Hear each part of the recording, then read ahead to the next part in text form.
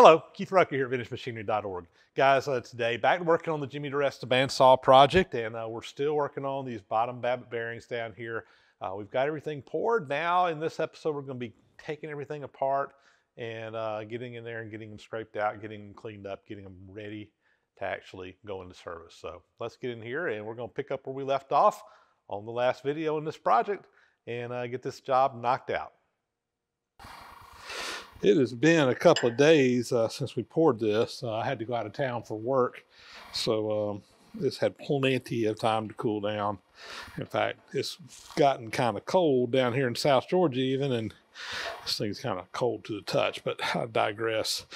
We're going to go ahead and pull this casting off and take a look at our pour, make sure everything looks good, and then go from there and finishing scraping those bearings out. All right, we should be able to kind of, let me get something to kind of bump that with and break it loose, and it should come right off. All right, here we go. I'm going to take a lead hammer.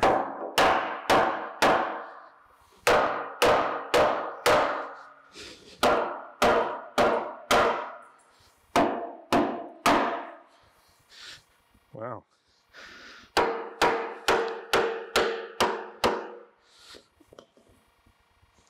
That was a little more challenging than I was anticipating. This thing wanted to be stubborn and not want to lift off as easy as I thought it should.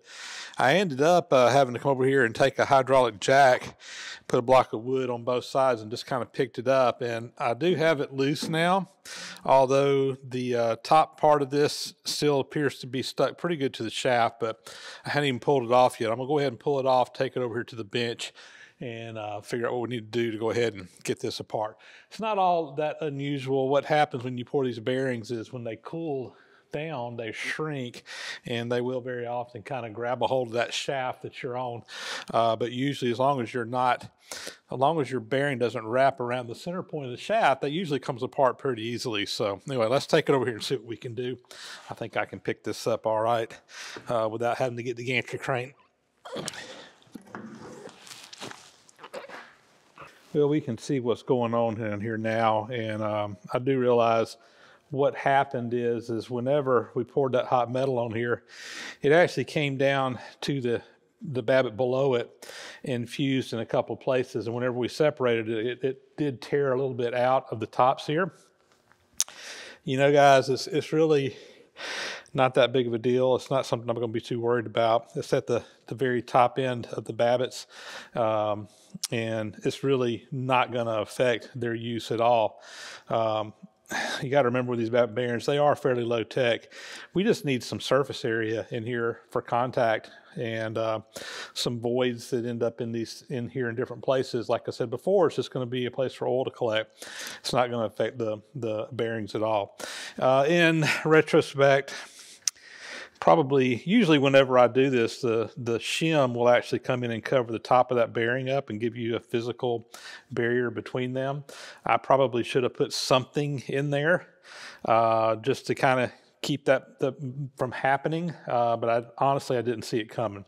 So again, no big deal, not going to hurt anything, but that is what happened, and but we can definitely work around it.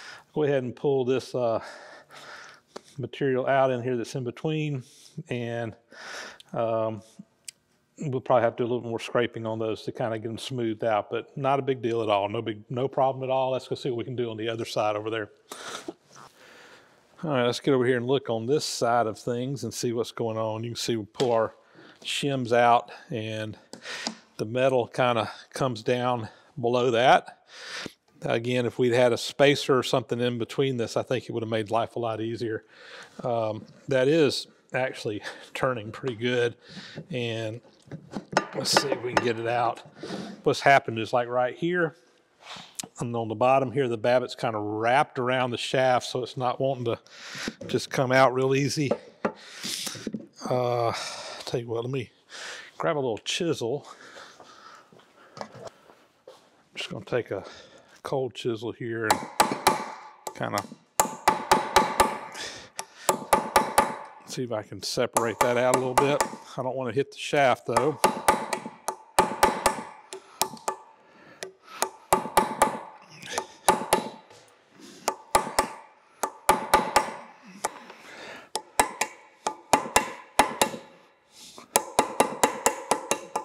All right, let's see now. There it comes. All right, and our top bearings actually look pretty decent. We'll let me get that where you can see them, and I'll show you what's going on. I think our shaft is just fine. Just needs to be cleaned up a little bit. All right, we can take a little closer look here, and these bearings I think are going to be just fine. Let's go ahead and get our damming material out of here.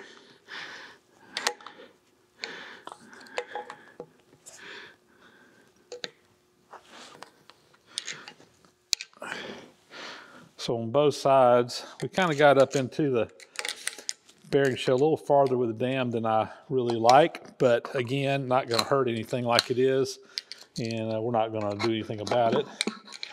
Take our little wooden plug out that we put in there.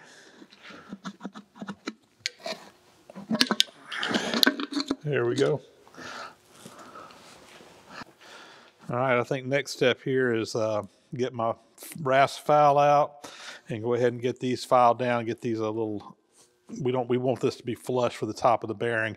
So we got some material to take out of there and scrape them in. But I think this is going to work out just fine. We should have, I think it's going to go together pretty quick from here. So I'm not going to bore you with the filing. I'll get that knocked out and we'll bring you back.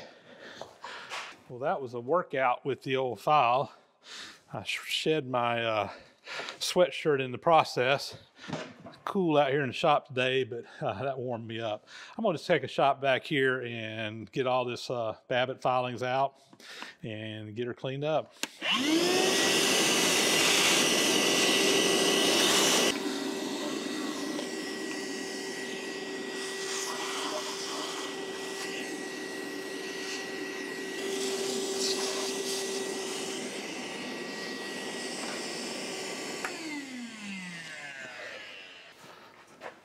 All right, go ahead and just do a little light scraping on these.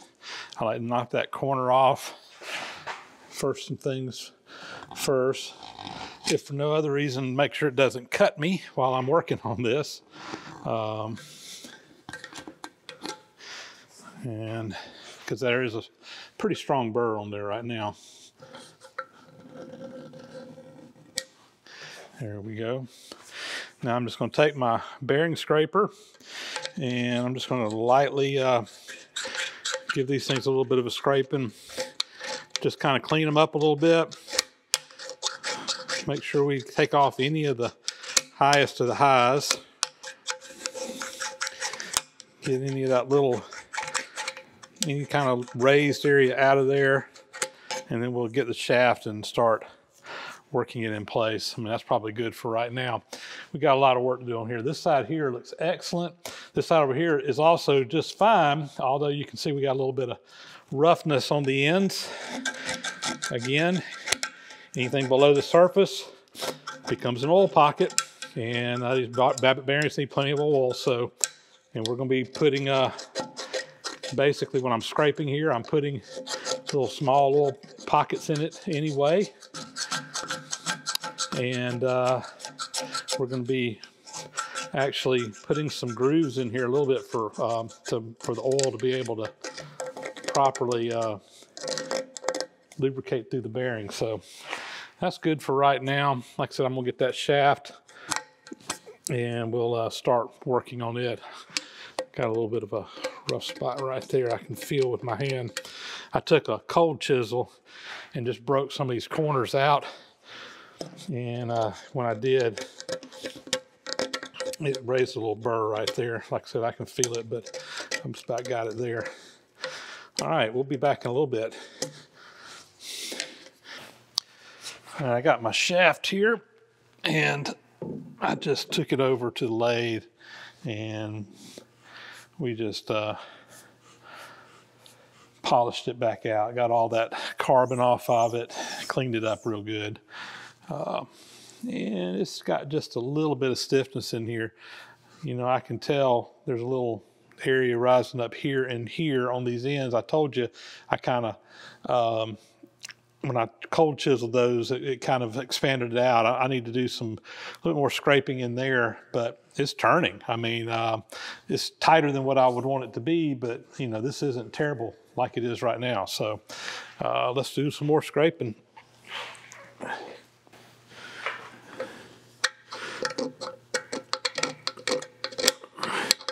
I'm going to focus on these ends down here.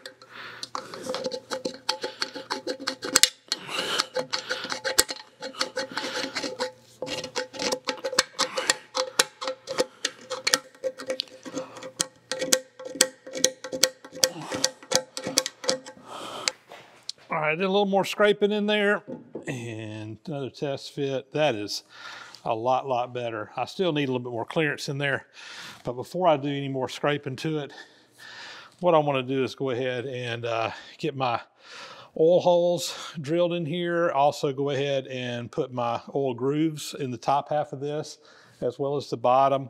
And once we do that, we're going to need to kind of do a little bit more re-scraping and get our final fit. But you know, this would probably work as is, but I like for them to have a little bit more looseness in them for just oil to go into. Let's get our oil holes done. All right, I'm gonna take this out of the vise and I'm gonna flip it over and get it where we can work on the other side. So up next, we need to get our oil holes put in here and just kind of get this cleaned up a little bit more, ready to go. So on this front side, or I guess it's actually the back side, this is the drive side, but we have this hole that we poured through. We're not going to put an oil hole in there. This is the oil hole on the side. We'll drill down through that, but I do need to just kind of clean this up. I'm just going to take a cold chisel and we'll just kind of pop that off.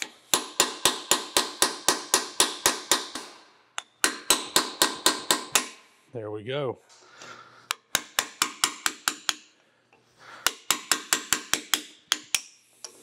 And next thing I need to do is we'll drill down through here. I need to figure out what size hole that is and get a hand drill set up, and we'll do that real quick. Got a 1/4 inch drill bit in here, which looks like it was what that was originally. Got some oil and our gunk down in there, cleaning out. Put that on faster speed.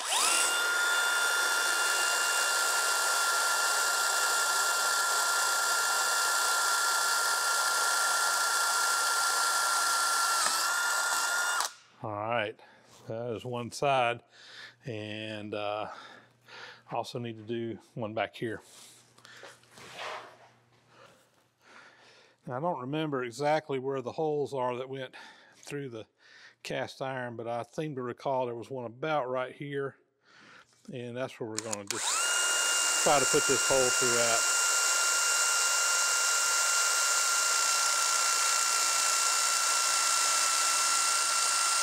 Looks like I'm drilling some cast iron too, but it'll be all right.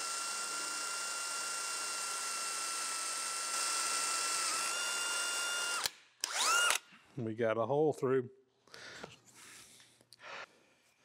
Also, while I'm at it, I'm going to take and kind of just go down in this Babbitt and create a little well for the oil to go into.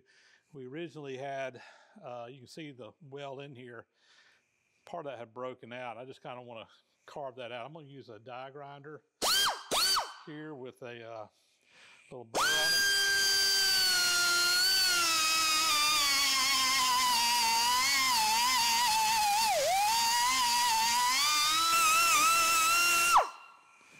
All right, I think that's pretty good. That just kind of gives me a place where that oil will kind of collect and get a little pool. They'll drip down in there. Usually we'll put some wicking material in here, something like some cotton or wool or something like that, that just kind of lets it drip down very slowly rather than just leaving it open. But that's pretty good. I may carve a little bit more out of that, but it's good for now. Kind of got my oil grooves lined out in here where I want them. I just took a Sharpie pen, and this will allow the oil to distribute all up and down the bearing. Kind of race way for it to go this way, and we kind of go at an angle out to the corners, and that'll allow that oil to go all through there. I'm just going to use the same die grinder tool and put a little groove down in there.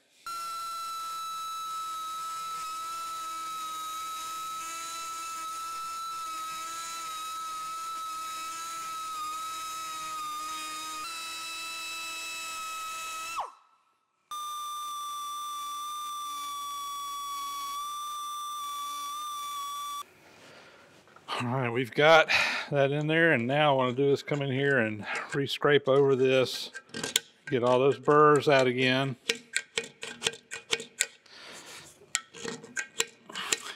It's all right for there to be a hole or an indentation below the surface, but we want to make sure we don't have anything coming into our shaft that will interfere with it. We're not looking for 100% contact in these bearings.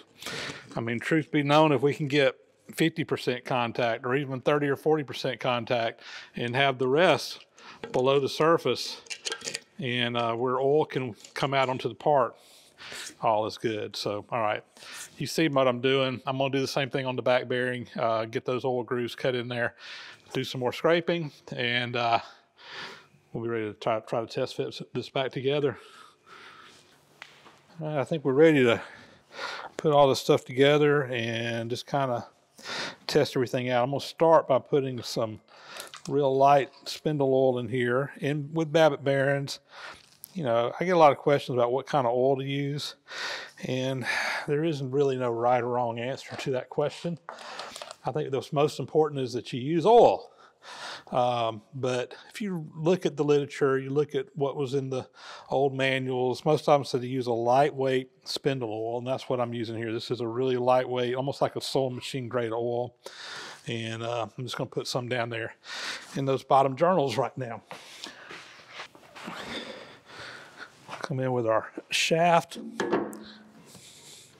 put it in there, and everything does seem to be turning freely. Let's get our shims back in here, position them where they need to go. I'm going to go put some oil on those other bearings before I bring it over here. Then we'll oil these again, set everything down on there. That shafting.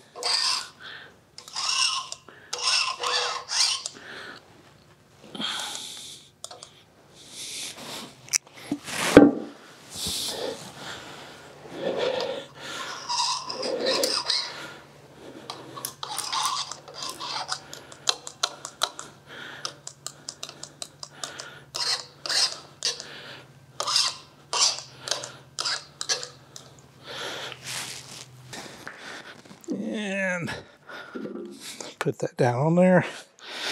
Just going to make sure my shaft turns, and it does. And we will put our screws back in here and see if we can snug this thing down.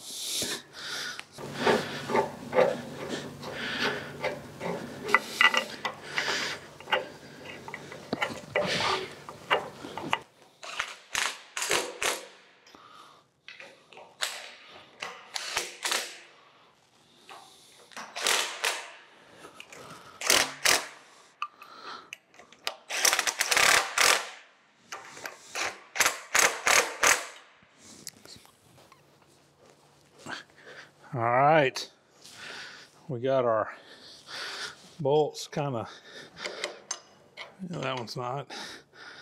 I just want to kind of snug them up right now. I don't want to torque them down too much because we're going to have to let this shaft kind of, we'll probably have to do a little bit more fitting to it, but it's turning.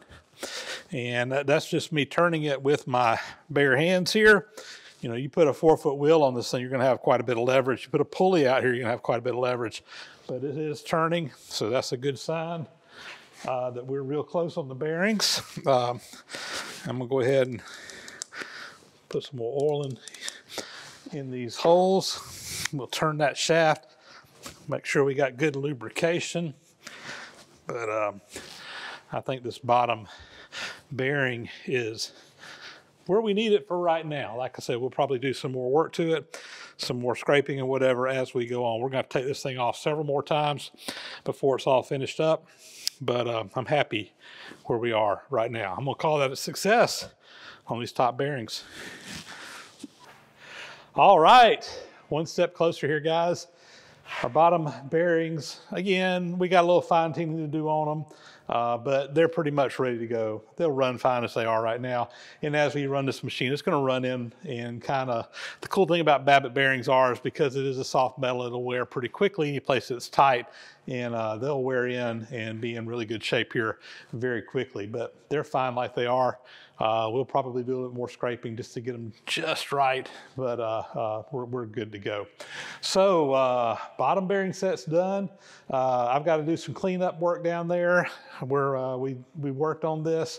I did ding it up a little bit, so I'm gonna have to get out some more putty and stuff and kind of fix a couple places. This whole casting here hasn't even been touched with any body filler anyway, so I'll probably do all that at the same time.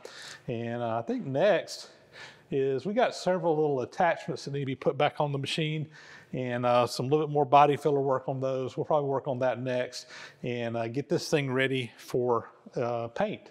That'll be coming up shortly, but that is good to have that knocked out. A lot of work in recreating the shaft, redoing the bearings. The top shaft, we're going to be able to salvage the top shaft without having to remake it, but we are going to have to pour Babbitt bearings on the top one up here. Should be a little bit easier than the bottom. It's just not quite as involved as this whole process was down here, but we are moving along on this restoration very quickly. So with that, guys, that will be a wrap. And like we always say, thanks so much for watching. Please subscribe to the channel if you haven't already. Thumbs up, comments, greatly appreciated. Hit that bell icon to get those notifications of when new videos are posted. And with all of that, guys, we're going to sign off, and we'll catch you on the next video. Again, thank you for watching.